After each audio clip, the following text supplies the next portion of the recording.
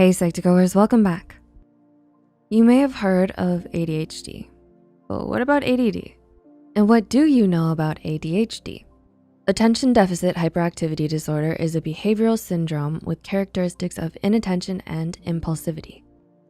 ADHD is a general label that houses 3 different types: hyperactive, inattentive, or combined. These separate terms refer to how the symptoms manifest themselves. However, when most people think of ADHD, they only imagine a hyperactive student running around a classroom. But that's only one of the ways in which ADHD may manifest itself. Inattentive ADHD, or ADD, can be associated with the student who stares at the window or unwittingly ignores the work in front of them. It's a term used to describe a neurological condition with symptoms of inattention, distractibility, and poor working memory. To help you learn more about the less talked about hype, here are 5 signs of inattentive ADHD. Number 1, often daydreaming or is easily distracted. Do you get distracted all the time?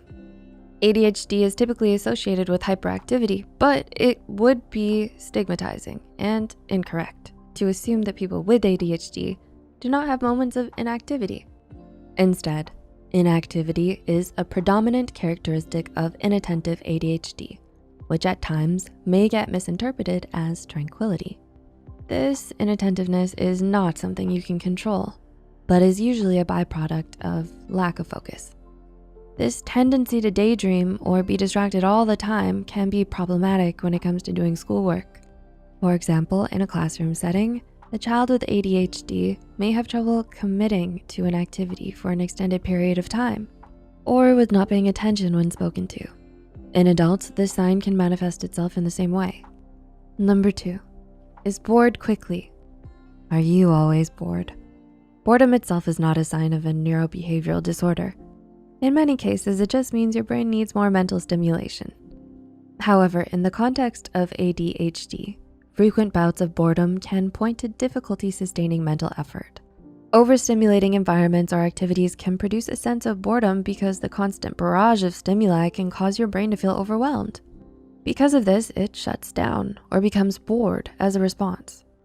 Number 3, does not pay close attention or is careless. Do you struggle to pay close attention to things? Another symptom of inattentive ADHD is the tendency to overlook details and as a result, make careless mistakes. Perhaps you fail to proofread documents or emails before sending them. This can end up affecting your productivity or quality of work and lead others to believe that you're not serious about your tasks. For children, this symptom may affect them the most during exams, since they may accidentally skip entire sections of a quiz. If you struggle a lot with this symptom, you may want to try telling yourself to slow down. It might feel uncomfortable because your brain wants to jump to the next thing, but try to challenge yourself to spend a little longer on what you're doing. Number 4, forgets routine chores. Are you always scolded for not doing your chores? Oftentimes with inattentive ADHD, your mind can feel like it's running 1,000 miles a minute, and you end up forgetting certain things along the way. Unfortunately, this forgetfulness may present a struggle in school or work environments, since you may forget to complete or hand in assignments or tasks. This can cause others to label your behavior as laziness, but that's not what it really is. If this is something you struggle with frequently, you may want to reach out to a trusted friend or supervisor to let them know what's really going on. It may also be helpful to speak to a therapist, as they may help you create a plan that makes it easier for you to remember chores and tasks. And number 5, avoids tasks that require focus. A final sign of inattentive ADHD is the tendency to avoid tasks that require focus. Since many people with ADHD experience difficulty controlling their focus, it should not come as a surprise that many will avoid tasks that require a lot of it. Here, it's important to note that we do not want to generalize and say that this applies to everyone with ADHD.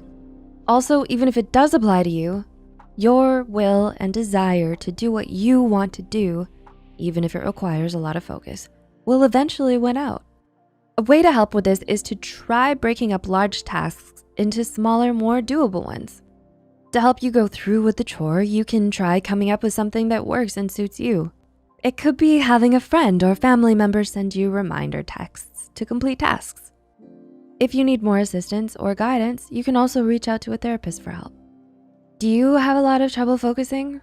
Let us know in the comments below. If you find this video helpful, be sure to like, subscribe, and share this video with those who might benefit from it. And don't forget to hit the notification bell icon to get notified whenever Psych2Go posts a new video. The references and studies used in this video are added in the description below. Thanks for watching, and we'll see you in the next video.